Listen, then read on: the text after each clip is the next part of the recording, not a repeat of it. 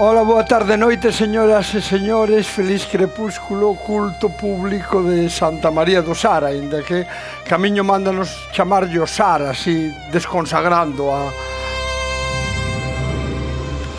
Santa María do Sar ten unha característica que a fai moi popular entre visitantes e o pobo, que é o de estar mal feita.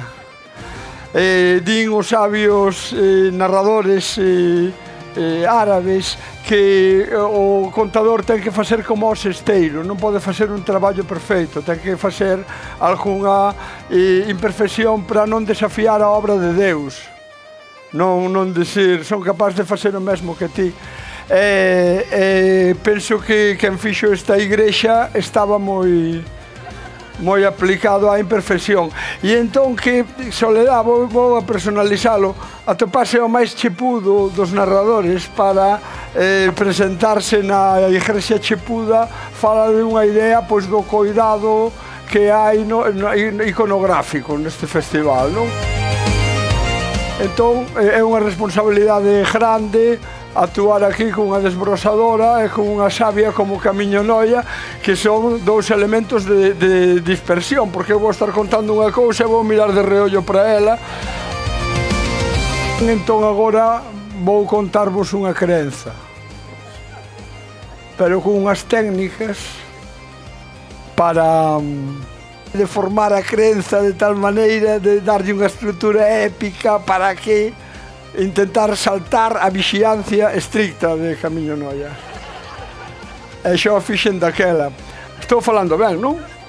Non, porque a xente pensa que invento. Eu non invento, non teño imaginación, eu únicamente lémbrome.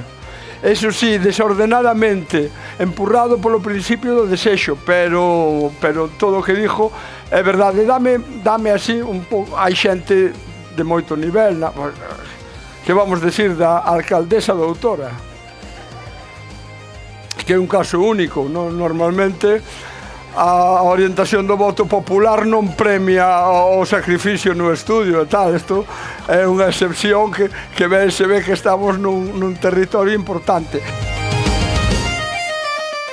O que pasa é que esquecín antes unha cousa de contarvos que é un milagre agora que ven o ano xacobeo e que temos que cantar a fortuna de termos aquí o Corpo Santo, que, como ainda dixo nos tempos de López Ferreiro, ainda dixo alguén que tiñamos o corpo do apóstolo e a falta de cráneo tiñamos dous.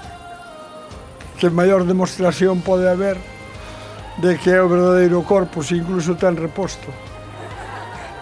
Algún día, Camiño, tiñamos que estudar eso de os santos con cabeza doble.